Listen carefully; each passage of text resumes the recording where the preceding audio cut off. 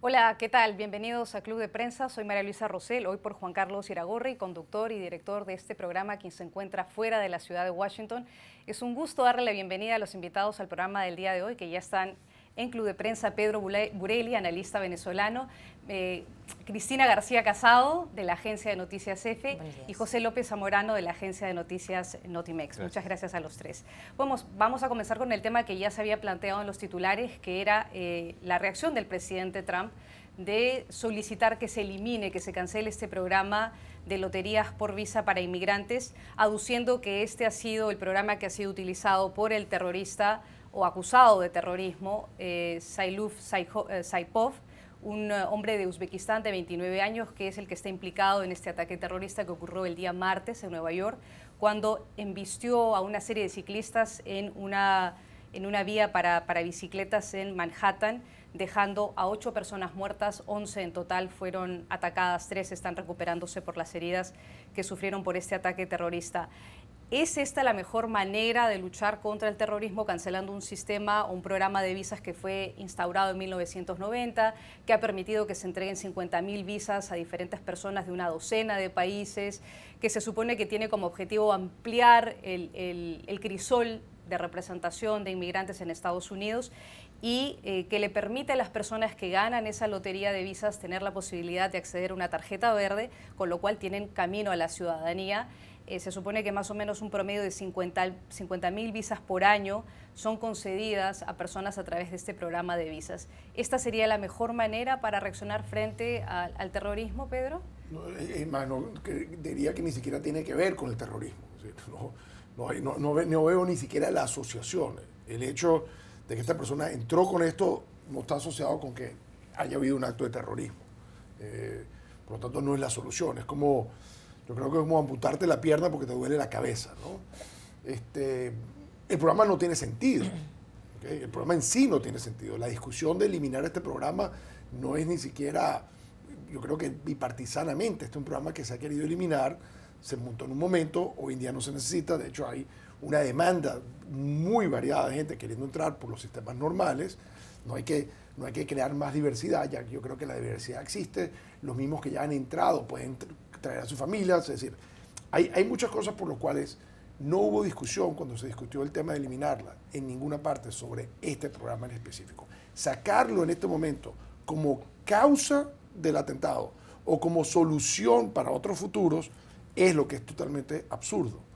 Y yo creo que es desdeñable y es bastante preocupante de que con toda la información que se sabe de qué es lo que está moviendo al terrorismo, cómo ISIS, el Estado Islámico, está tratando de crear y fomentar y dar ideas para que la gente haga en nombre de ellos atentados, que se resuma que eso se soluciona con esto. Yo te aseguro que hay gente que entró por el mecanismo normal o gente que nacieron aquí son posibles candidatos a hacer actos terroristas y no pasan por este programa. Entonces, es una irresponsable desviación de la atención para tratar de ganar puntos muy fáciles, desconociendo que sí hay un problema real, que el objetivo sí es los Estados Unidos, que el Estado Islámico sí quiere que se reproduzcan y haya muchos atentados de estos, y que tiene colgado en Internet muchísimas instrucciones de cómo hacerlo, qué día, cómo se escogen los puntos y no sé qué tal cosa. Ese es el problema. El problema no es este programa, que es irrelevante en cuanto al número. Este programa permite, Cristina, que las personas que pasan que ganan la lotería de visas no tienen que tener un patrocinador, no tienen que tener un empleador que está buscando que vengan a los Estados Unidos. Es decir, garantiza el ingreso de una manera relativamente fácil, porque no tienen que pasar por un proceso muy complejo y luego les da el camino a la ciudadanía, como discutíamos antes.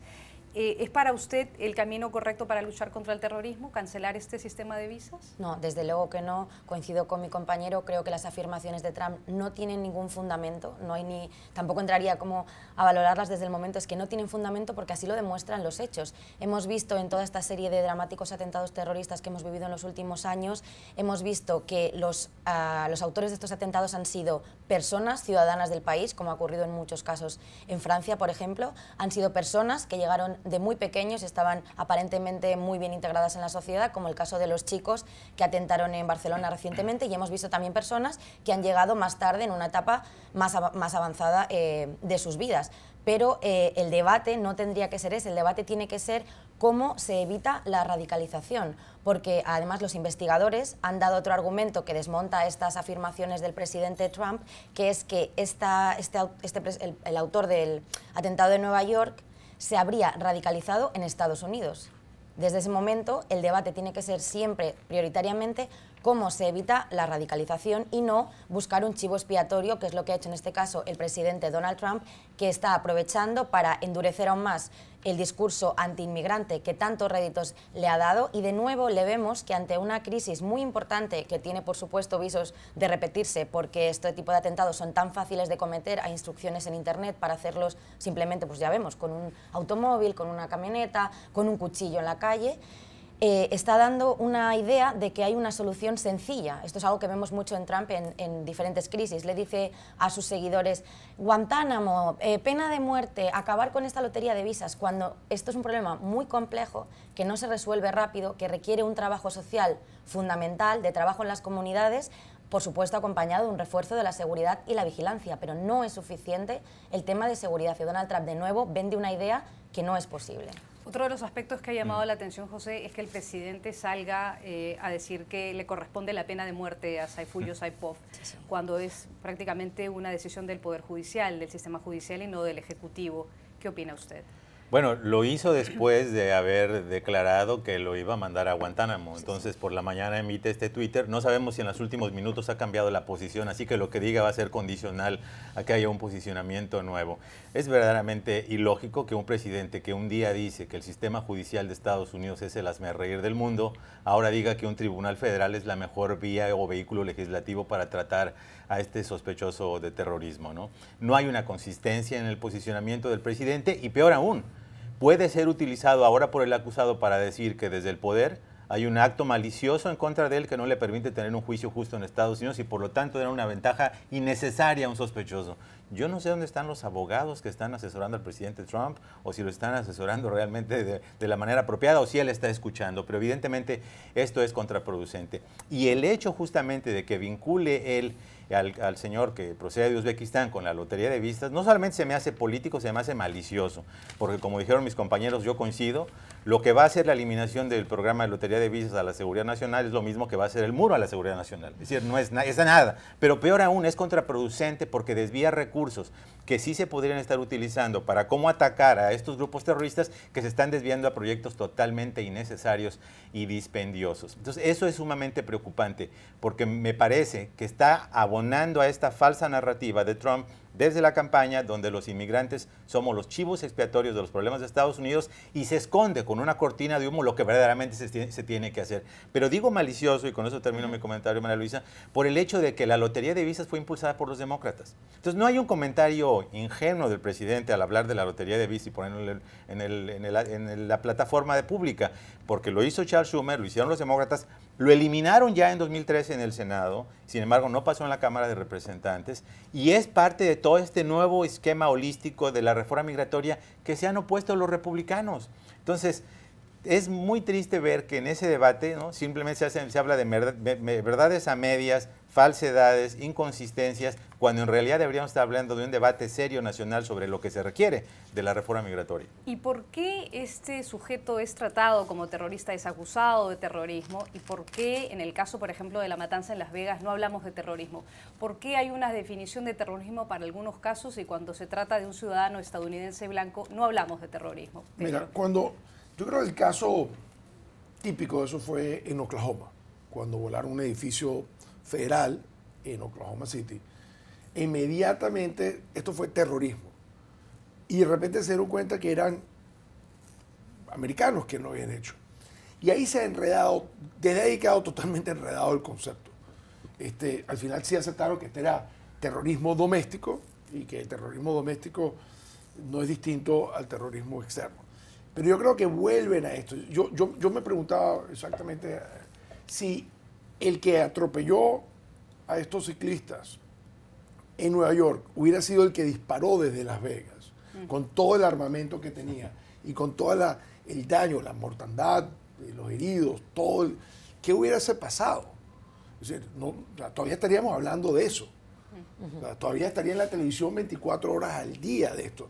Me imagino que Trump hubiera dicho que todos los que tienen barba larga hay que ejecutarlos. ¿Okay? Entonces hubiéramos llegado a una cosa. Así, de hecho, inclusive aquí hay otro agravante, que aquí entonces, de los muertos, la mayoría de los muertos son extranjeros, casi todos los muertos son extranjeros. Entonces, o sea, es como un doble estándar de un país que quiere aislarse del mundo, que quiere ignorar el mundo, pero por otro lado se quiere proteger del mundo. Esta victimización que la usan un poco aleatoriamente. Yo sí creo que lo de Las Vegas fue un atentado terrorista. Ahora, es de terror, está generando pánico, está tratando de asustar a que la gente no vaya a lugares en donde se congrega la gente por temor a eso. Eso es lo que es terrorismo. Estoy tratando de generar unos actos. Ahora, si necesitas tener una carta del Estado Islámico metida en el bolsillo, porque eso es lo que es terrorismo, entonces tenemos una definición bastante perversa. Es decir, los crímenes a mansalva, asesinar a gente sin ninguna razón para generar caos, desconcierto en una sociedad y temor, terror, es terrorismo. Cristina. Sí, yo opino lo mismo. Creo que otro ejemplo que a mí me impactó mucho en este país es, hubo hace un tiempo un hombre blanco estadounidense, entró en una clínica de Planned Parenthood, como sabemos, este servidor que no solo proporciona abortos, que es por lo que le demonizan los republicanos, sino que además ofreció una serie de atención de derechos reproductivos y también de pruebas, por ejemplo, para el VIH, que en este país donde no hay sanidad pública universal, pues son muy necesarias, sobre todo para la gente de bajos recursos. Bueno, este señor entró allí a atemorizar a la gente con su arma. Y en ese momento, por supuesto, a los 2 días se acabó el debate y ese señor también tenía una intención política, porque fue a un lugar muy politizado en este país que han demonizado los republicanos en campañas tremendas para quitarle fondos. En ese momento no se llama terrorismo, pero lo que también me parece muy impactante es, en el caso del horrible tiroteo de Las Vegas, el más mortífero de este país, el presidente y su partido, que también es muy grave, porque ya no solo el presidente, los líderes más altos de su partido dicen que no cabe hablar de un debate de armas, cuando en ese caso sabemos la causa más objetiva del tiroteo de Las Vegas es que en este país una sola persona puede matar a más de 60 y cercenar las vidas de centenares porque puede adquirir decenas de rifles de asalto. ¿Cómo una persona, con qué argumento se justifica que una persona tenga decenas de rifles de asalto? Y en ese momento no cabe el debate sobre las armas, cuando es un hecho objetivo, y en este caso, inmediatamente, sin esperar la valoración casi ni de los investigadores, nada, es terrorismo, habla de casos gravísimos, dice que pena de muerte, siendo el presidente, Guantánamo. O sea, creo que la cautela, y también hablábamos ayer del tema de Charlottesville, cuando fue, es que además el mismo modus operandi, o sea, una persona con un coche atropella a una multitud por fines políticos, es decir... Y podía haber matado a 50. Podía haber matado a 50, y ese día no solo no se habla de terrorismo, sino es que no se titula, en mucha prensa también, ya no solo el presidente, no se titula porque una joven muere atropellada por un neonazi, se titula la violencia en Charlottesville, como si se hubiera generado entre unos y otros. Entonces, por supuesto, el doble rasero es un tema que hay que combatir porque es muy pernicioso. ¿Hay un doble estándar, José? Ah, no, absolutamente. Yo coincido con Cristina, estaba haciéndome esa misma reflexión en la mañana, ¿no? Es decir, fue una negativa absoluta de la Casa Blanca a discutir el tema del control de armas después de lo que pasó en Las Vegas. Es el momento de duelo, es momento por velar por los muertos, ese debate lo iniciaremos en su momento. Aquí, a los 10 minutos, estaba en el Twitter acusando a los demócratas de la lotería de visas y hablando mal de todo extranjero. Estados Unidos ha tenido una dificultad histórica para procesar las amenazas internas. Y yo creo que esto no es de Trump, ¿no? Imagínate siempre, la lucha contra el comunismo es la amenaza externa. La lucha contra las drogas no es el problema de los adictos, es el problema que en Colombia y en México, sí, etcétera, ¿no? Entonces, cuando tienen un problema tan serio internamente, no lo pueden procesar. La primera vez que se mencionó que la mayor amenaza terrorista y de seguridad nacional a los Estados Unidos era interna, con los lobos solitarios famosos, fue por Janet Napolitano, que se armó un todo debate nacional. ¿Cómo es posible? Si la amenaza es ISIS y Al-Qaeda y el comunismo y etcétera. No, o sea, tenía razón, porque además es lo más difícil de identificar, ¿no? Todavía no sabemos cuál era la motivación de Las Vegas. Yo coincido con mis colegas. En ambos casos estamos hablando de terrorismos y hay un doble estándar muy triste y lamentable por parte de esta Casa Blanca, que está por una parte dispuesta a crear estas cortinas de humo contra los inmigrantes en general cuando se trata de este señor de Uzbekistán y totalmente ignorar lo que es una mayoría absoluta de estadounidenses que están a favor de algún tipo de control de las armas. No, pero también, no solamente de la Casa Blanca, yo creo que los medios de comunicación saben que venden más. Si crean este morbo de Estado Islámico, aquí se tiene que hablar del tío que es está yendo a los casinos y no. Ahí los medios... No, pero el doble estándar no opción los medios, Pedro. Los medios de comunicación estuvieron señalando sistemáticamente al presidente por ignorar el tema del control de las armas. No, estoy de acuerdo, pero digamos, en la definición de cómo es la noticia del terrorismo islámico, hay más morbo alrededor de eso que el terrorismo que estamos discutiendo. Yo quiero apuntar algo al respecto porque ayer precisamente muy viendo, brevemente, por sí, muy favor. breve, los medios españoles me di cuenta de que la foto de este hombre estaba por todas partes. Toda la noticia va acompañada de una parte de la pantalla con la foto del atacante. Eso yo no lo vi en el caso del tiroteo de Las Vegas. Estoy segura de que nadie en España casi le vio la cara al hombre. Sin embargo, como esta es la imagen, ¿no?, morbosa del hombre con la barba y todo, lo tenemos en la tele. Un papel creo que sí tienen ahí también los medios. Vamos a hacer pausa comercial y después regresamos para hablar de la crisis en Cataluña. Ya volvemos.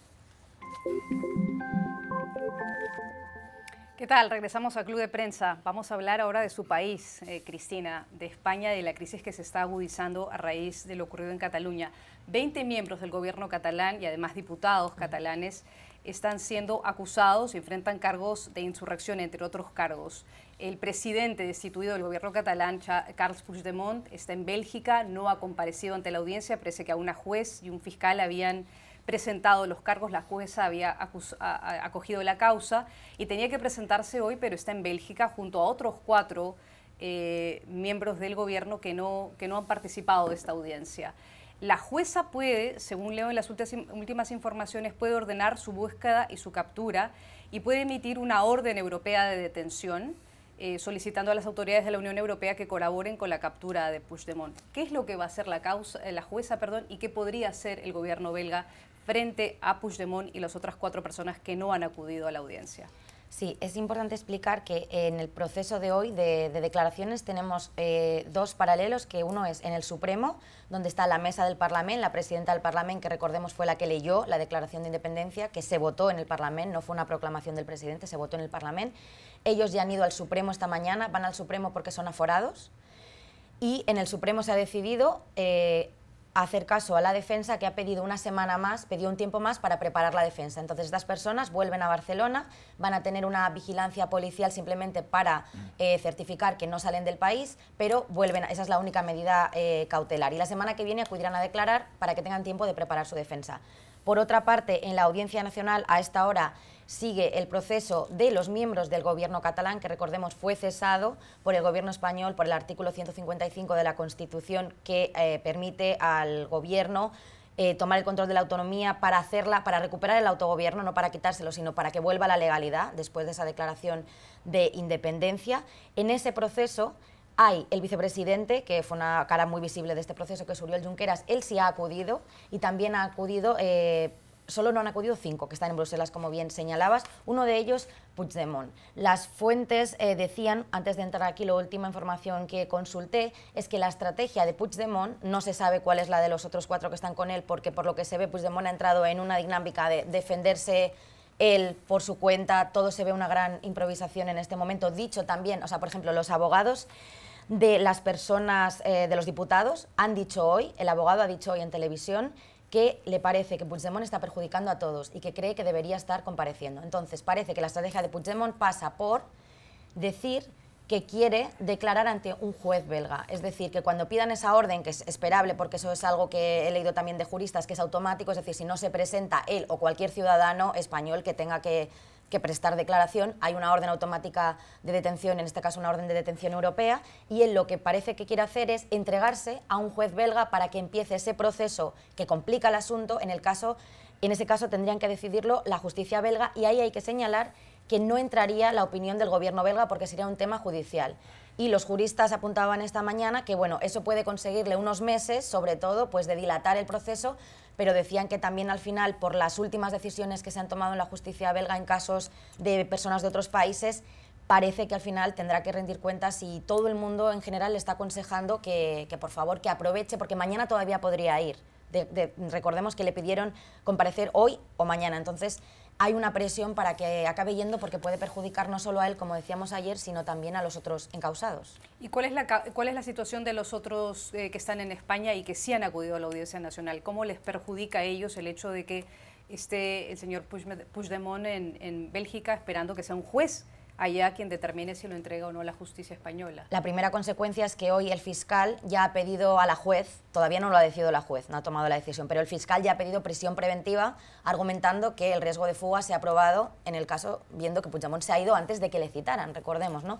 Pero mientras sentábamos aquí todavía la jueza de la Audiencia Nacional, que además tiene fama de ser muy rigurosa, pero también una persona pues dura, digamos, pero es una jueza de gran prestigio y hay que recordar que una vez el caso está en la justicia, pues ya son los jueces los que deciden. Podemos debatir, como hacíamos ayer, que bueno, llegar a este momento, ¿no?, de que todo el tema de momento se esté debatiendo en la justicia, pues es un debate interesante a tener, pero ahora mismo el tema ya está en la justicia, ya es imparable. Lo que le pedía Puigdemont de garantías al gobierno español parece que le está pidiendo que interfiera en proceso judicial, a él y los demás, ¿no? Ese tema yo creo que no se sostiene. Y bueno, la jueza ahora mismo había pedido un receso y les había pedido que no se fueran, que se quedaran por la zona porque va a tomar su decisión.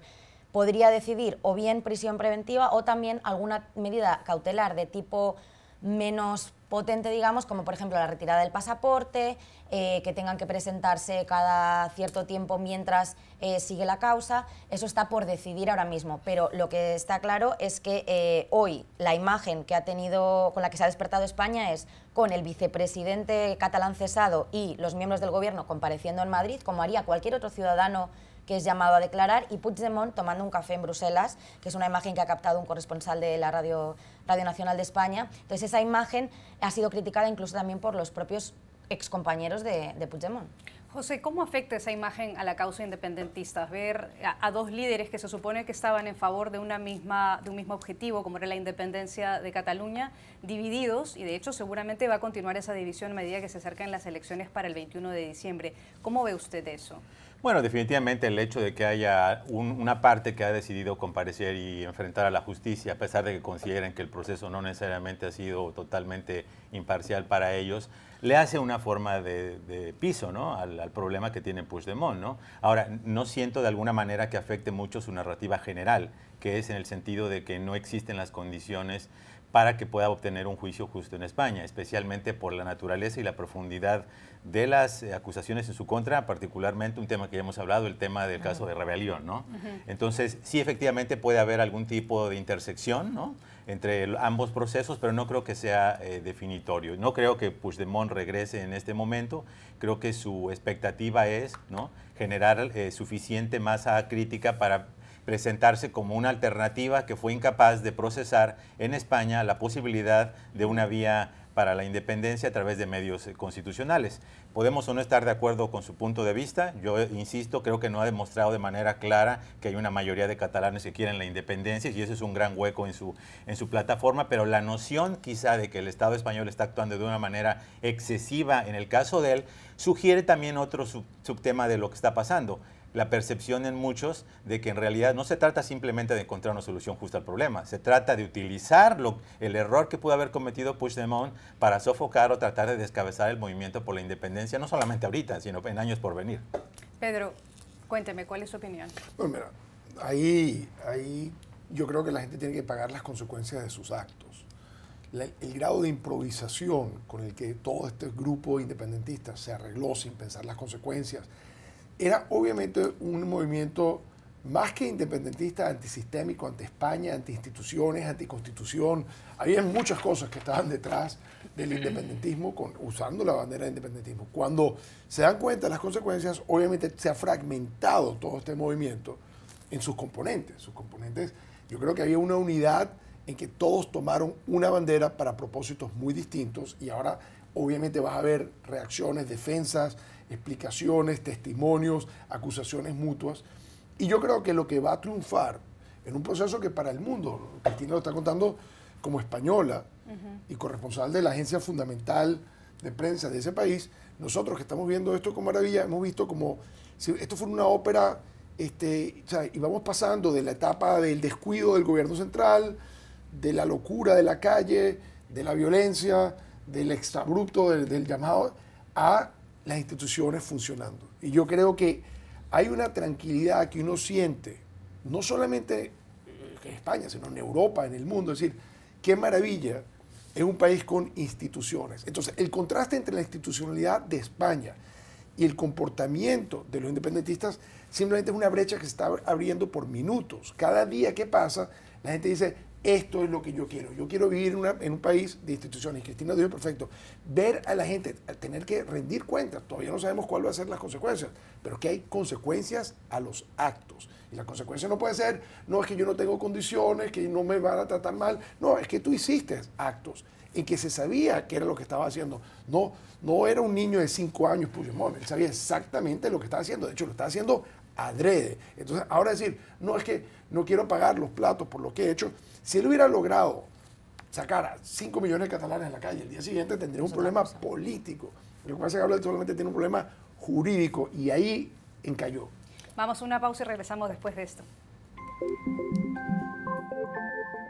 ¿Qué tal? Bienvenidos otra vez al programa. Vamos a hablar ahora de Colombia a propósito de la decisión de las autoridades del Tribunal Electoral colombiano que formalizaron y autorizaron que el partido de las FARC, que tiene ahora las mismas iniciales de las FARC, pero que tiene el nombre de Fuerza Alternativa Revolucionaria del Común, pueda tener su conformación como partido político. Esta semana se dio a conocer esta noticia y ayer la dirigencia de este partido político que cuenta con las mismas iniciales de las FARC anunció la candidatura para la presidencia de Timochenko, Rodrigo Londoño. Rodrigo Londoño, hay que recordar, es uno de los jefes principales de la guerrilla colombiana.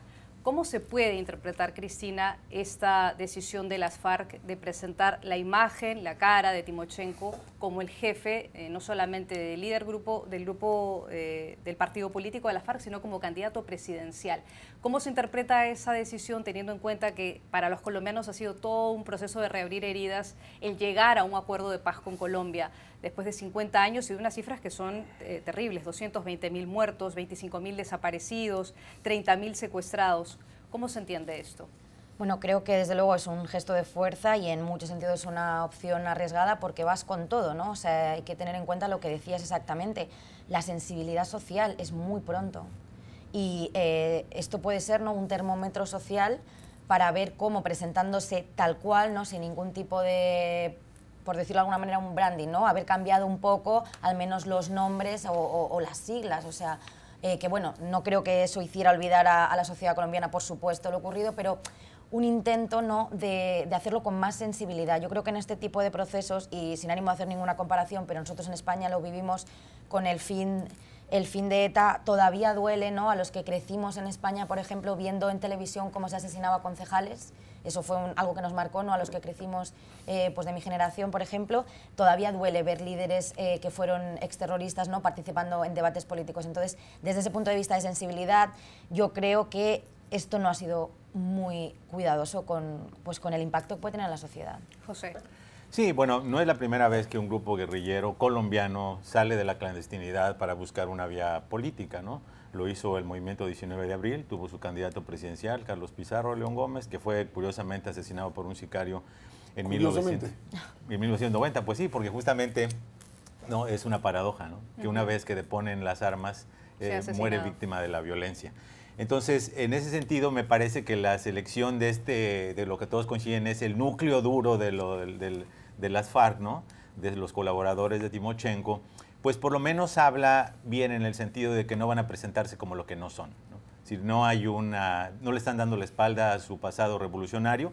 Sabemos que las FARC sabe de las tempestades en Colombia, lo mismo es seguido y admirado por núcleos muy pobres de la población, pero lo mismo es odiado por esta transversión que hizo de un grupo revolucionario a lo que muchos ven después como un grupo criminal dedicado al narcotráfico, a los secuestros y las divisiones que ha provocado allí, ¿no? No entiendo muy bien la estrategia porque originalmente habían dicho que no iban a presentarse ni postularse a las presidenciales, sino solamente a las legislativas. Después cambiaron bajo el argumento de que la política es un tema dinámico, etcétera. No sé hasta qué manera simplemente están dando un paso de lo que creen que es la construcción de un verdadero partido político. Y hay que estar muy vigilantes, ¿no? Porque también es verdad que tuvieron un control territorial en Colombia y no va a haber casos donde hay algún tipo de presión o coerción para que ciertas personas voten en cierto sentido. Entonces, me parece que es una dinámica efectivamente muy interesante. Vamos a ver qué arraigo real tienen entre la población de Colombia. El partido de las FARC tiene también la posibilidad, como adelantaba José, a candidatear a las legislativas y van a tener el derecho de postular para 10 escaños en el Congreso de Colombia. ¿Cómo entiendes tú esta decisión de las FARC de presentar a Timochenko como candidato presidencial? Yo creo que es una provocación bastante seria, y yo creo que en línea con el hecho que la paz es una estrategia para llegar al poder. La paz no es una estrategia para dedicarse a otras cosas, es llegar al poder. Y la alquimia de La Habana, la alquimia de Santos ha sido convertir a un movimiento despreciado por toda la población, con el 1% de aceptación de la población, a un grupo que tiene o va subiendo en las encuestas con acceso ahora a todo su dinero mal habido, cantidad de dinero que yo creo que la política colombiana no va a haber visto jamás cuando lo empiece a ver. Y yo creo que lo que te va a generar esto es la polarización absoluta de la población colombiana, y vas a tener una guerra que lamentablemente creo, y Pepe hizo, o acotó, recordó lo de Carlos Pizarro y los otros miembros del M-19, esto pudiera convertirse en la violencia muy marcada, que ha sido un signo de Colombia desde hace muchísimo tiempo, desde la violencia, de la gran violencia cuando mataron a Gaitán, en el que nos encontramos que la única forma de parar a unos criminales, para alguna gente, será liquidar a estos criminales. Eso es lo que me preocupa, es llevar al país, supuestamente creyendo que está en paz, a una situación en la que yo creo que podemos ver elementos nuevos de violencia que no son ajenos a la vida o a la política colombiana. De Colombia nos vamos a Venezuela, su país, Pedro, para hablar de las elecciones del 10 de diciembre. Para hablar de las elecciones de alcalde del 10 de diciembre, sí. Los principales partidos venezolanos de la oposición han dicho que no se presentan a esas elecciones. Argumentan que básicamente no hay ninguna confiabilidad en el sistema electoral venezolano ni en la autoridad electoral venezolana que está bajo el mandato del gobierno de Nicolás Maduro. Acción Democrática, Primero Justicia, Voluntad Popular dicen que no es fiable participar en esas elecciones mientras las votaciones sean organizadas por el Consejo Nacional Electoral. Si es que dejan de participar estos partidos de oposición venezolana y no tienen representación incluso en lugares donde no había chavismo y le dejan abierta la puerta al chavismo, ¿qué va a pasar en Venezuela, en esas jurisdicciones y en general en la política venezolana? Para mí esto es un problema meramente de diagnóstico. Si yo tengo un paciente enfrente de mí que tiene un tumor maligno en el cerebro, no me voy a enfocar en que tiene un hongo entre dos dedos del pie. El problema de Venezuela ya no es de elecciones.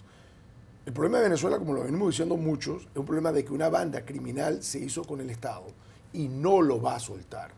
La decisión de ir a las municipales o no es irrelevante. El problema fue ir a las elecciones regionales. Lo que había hecho el gobierno con unas elecciones ilegítimas, que se robó e inventó votos, y que quien le manejaba lo que llamaban ellos las mejores elecciones del mundo, que era la empresa Smartmatic, ellos mismos critican y abandonan, rompen su contrato con Venezuela. Con la elección de la Asamblea Nacional Constituyente ya era para no ir a la elección. Y fíjate lo que ocurrió. Vamos a ir para guardar espacios, no hay ningún espacio. Le quitaron todas, de alguna forma u otra le quitaron las 5 que le dejaron ganar, al final se las terminaron quitando. Nosotros no estamos jugando un juego político. Nosotros tenemos a Timochenko en el poder. Es decir, la cabeza y la estructura existe. Esto no es un tema de opinión, esto es un tema factual. Todos los informes, decisiones que se han tomado del sistema judicial americano, designaciones que ha hecho el Tesoro americano, te están pintando que el tope de la estructura de gobierno de Venezuela son narcotraficantes. Entonces, ellos no se van a ir por elecciones. La lucha tiene que ser distinta. Y lo que yo estoy viendo del comportamiento del mundo, inclusive las posiciones que tomó el mundo después de la Asamblea Nacional Legislativa, ahí hay una dictadura. Si tú pierdes o no pierdes espacio en una dictadura es irrelevante. Porque el concepto es que tienes que luchar contra la dictadura. Tú puedes ser alcalde de un pueblo y si el que está manejando el país, que es el que controla todo el ingreso, quiere hacer lo que le da la gana, tú no existes. Ha habido gobernadores en Venezuela que le montan un gobierno paralelo al lado, que es chavista, que es el que recibe todo el dinero. El alcalde de Caracas está preso desde hace muchísimo tiempo. El alcalde de Caracas, cuando ganó la elección, inmediatamente después crearon una autoridad única para Caracas. Se la inventaron, la pasaron un día por el Congreso. le quitaron la sede, 95% del presupuesto y casi todas las atribuciones. Eso ya ocurrió. Entonces, ¿hasta cuándo vamos a jugar este juego? Y yo creo que estos partidos que se dieron cuenta que se equivocaron y el país está rechazando, lamentablemente, a una oposición por haberse equivocado, ahora están haciendo mea culpas y eso, pero al mismo tiempo están diciendo, nos vamos a preparar para las presidenciales del año que viene. Esa no es la lucha.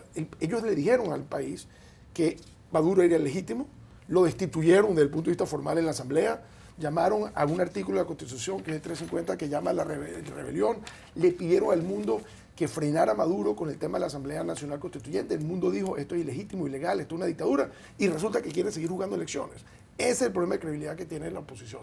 Eso es un problema muchísimo más grande que si vas o no vas a una municipal. Cristina. Sí, yo estoy de acuerdo en que esta decisión se explica después del varapalo que sufrieron en las elecciones regionales, donde esperaban unos resultados muy buenos y al final acabó arrasando el chavismo, y eso derivó en esta lucha interna de autodestrucción que hemos visto en las últimas semanas, ¿no? Con los partidos echándose los trastos a la cabeza e incluso con el líder de Acción Democrática criticando abiertamente a Luis Almagro, secretario general de la OEA, que es el líder internacional que con más o menos éxito, porque bueno, en la OEA el tema está bloqueado por razones políticas, pero él desde luego lleva 2 años dedicado estrictamente a apoyar sin ningún ambaje la causa de la oposición. Creo que viendo que ese discurso que habían hecho cuando estaban en la calle diciendo estamos en una dictadura, el mundo seguía el tema venezolano, porque decían aquí hay una gente protestando cada día en la calle porque tienen una dictadura, pero en el momento que te presentas unas elecciones, el discurso de la dictadura lo tienes que abandonar, porque no es coherente. Sí. Y la decisión esta de me presento a unas, pero a otras no, pero luego si me sale bien no la si no me sale bien no la reconozco, pero cuando lo intento sí, yo creo que eso les hace perder fuerza y que la fuerza la tuvieron y el mundo estaba muy pendiente de Venezuela cuando estaban en la calle. José. Sí, bueno, las divisiones de la oposición venezolana son ya legendarias, ¿no? Desde que habían grupos que decían que no vamos a tratar con Maduro hasta que el tipo sea derrocado, ¿no? Ese es el único objetivo y que les creían que había alguna manera de llegar a algún tipo de negociación, ¿no? Coincido, es una inconsistencia porque no se ve cuál es el proceso a través del cual lo que no es confiable en este momento va a ser confiable en 2018. Entonces, creo que en la medida que no construyan esa narrativa y que sea explicable al público por qué razón lo están haciendo, definitivamente parece que la oposición todavía no encuentra su camino en Venezuela. Bueno, vamos a hacer una pausa y después volvemos con más en Club de Prensa. Volvemos al programa para hablar sobre los nuevos casos, lamentablemente, de acoso sexual que siguen ocurriendo. Esta vez tienen que ver con el ministro de la Defensa del Reino Unido, Michael Fallon, que se vio obligado a renunciar después que una periodista presentara una denuncia que tiene que ver con años atrás, pero que sin embargo fue acogida por la justicia británica y tiene que ver con la periodista Julia Hartley-Brewer, quien acusó al ministro de la Defensa británico de acoso sexual por haberle tocado inapropiadamente la rodilla. 37 políticos de varios ministerios actualmente del gabinete británico están acusados de algún tocamiento, de alguna aproximación o comportamiento indebido con sus subordinadas y subordinados. Esto parece que nunca va a terminar, Pedro. Bueno, sí, yo creo que estamos discutiendo un tema que se volvió importante, de moda. Yo creo que en toda la historia, por ejemplo, yo siempre, en una discusión que tenemos muy largo de qué es el consenso grande que hay en Internet, en este mundo donde todos se han comunicado, en que todos están de acuerdo que es malo, es la pornografía infantil. Es decir, no hay ningún problema en el mundo de que eso es absolutamente algo por el que hay que luchar. Sí, pero acá estamos hablando de acoso sexual. No. Entonces, claro, yo creo que vienen las olas de otras nuevas cosas que utilizando esta capacidad de comunicarse muy rápidamente van a va a tener que cambiar las formas. Es decir, cosas que no eran normales, que la gente se escapaba con ellos, no, porque hay un mecanismo ahora de discutir estas cosas, de abrir esto. Y yo creo que entonces esta es la ola. Yo creo que esto del acoso sexual, la relación de hombre y mujer, y más sobre todo de subordinados, de jefe a subordinado, donde hay una relación de poder de por medio, porque aquí también puede haber elementos de venganza que se ve mucho en las universidades, donde la chica sale con el chico, pasa algo y si el chico no le sigue, entonces él lo acusa de violación. Y aquí se está revertiendo esa tendencia porque se está utilizando un baremo para un lado. Pero en el caso de la relación es de autoridad, yo creo que esto que está ocurriendo va a cambiar dramáticamente el comportamiento de la gente a convertirse universalmente, progresivamente, en algo que, por eso decía en algo que todo el mundo acepta, que mira, esto no, es la utilización de los medios de comunicación social, las redes, para muy rápidamente hacer un cambio de conducta en la sociedad. Y yo creo muy beneficioso. Yo también coincido con lo mismo. Los medios sociales son buenos para denunciar estos casos. Michael Orks, el vicepresidente de noticias de la radio pública NPR, muy respetada en Estados Unidos, también renunció exactamente por lo mismo. Una denuncia de una practicante de la radio pública que lo denunció. Parece que hay casos anteriores a su ingreso a la radio pública cuando él estaba trabajando en New York Times. Es inaceptable y esto continúa, Cristina. No, por supuesto, es inaceptable. Yo creo que lo que estamos viendo no es que sea un tema de moda, me permito discrepar ahí. No de moda, de moda que lo estamos enfocando, yo creo que lo que ocurre es que es más fácil denunciar cuando sabes que no estás solo. Sí. Creo que esto es un tema antiguo como el mundo, y que es más fácil denunciar cuando sabes que a otras personas le ha pasado, y además el mundo ahora conoce que te toquen la pierna, ese tipo de cosas que yo creo que hay todavía ciertos sectores de la sociedad que lo consideran como, bueno, permitido. Eso es una manera también de intimidar a personas y de agredir su espacio físico que no tiene que estar permitido. Y creo que esto, aunque es triste de ver, como decíamos el otro día, ¿no? Porque es que está tan extendido en todos los ámbitos. Hablabas de NPR, a mí, por ejemplo, ese titular me impactó porque es una radio muy respetada y, bueno, no es un compañero periodista, en fin. Impactó, pero se ve que está en todos los ámbitos de relaciones de poder, de relaciones también. Yo solo quería también apuntar en el tema, que también es otro debate que hay ahora, en el tema de los abusos sexuales tan extendidos que hay en los campus de Estados Unidos.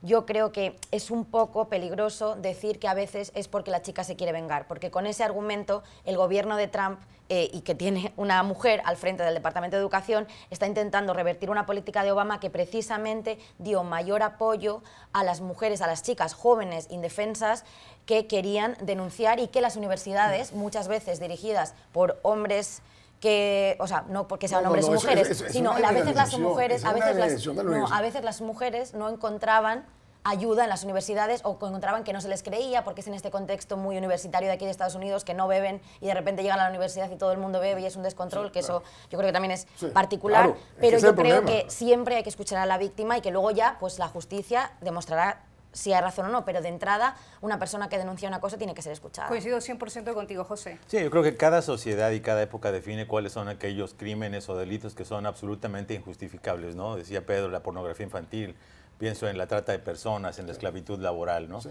En esta época definitivamente, ahora sí, ¿no? El tratamiento hacia la mujer, y yo creo que no tiene nada que ver. Eso me refería yo de moda, ahora nos enfocamos en eso y de aquí no vamos a salir hasta que lo resolvamos. Un cambio grande en la sociedad. Y el cambio se está dando. El cambio pasa porque la actitud de los hombres cambie, precisamente. Sí, claro. O sea, es la actitud de los hombres en comportamiento, en temas laborales, la que tiene que cambiar. En la relación de poder. Porque las denuncias de las mujeres se están dando. Pero no basta, no basta. Tiene que haber un cambio institucional. Porque las instituciones, las leyes, los procesos, los definen los hombres en sus propios términos. Y en la medida que la mujer no se sienta con la confiabilidad de que va a someterse a un proceso, por ejemplo, de privacidad, de administración de la justicia, donde preserve sus intereses y que tenga una confiabilidad en el desenlace, no lo va a hacer. Esperemos que, por ejemplo, en el caso de Estados Unidos, y solo pienso en Estados Unidos porque es el país de las demandas frívolas, que esta ola no se convierta en la inversa, en la criminalización del afecto o de ciertas actitudes, ¿no?, que tengan consecuencias imprevistas para la sociedad. Bueno, y ojalá que el sistema judicial también cambie, ¿no?, para apoyar las denuncias de las mujeres en todos los países.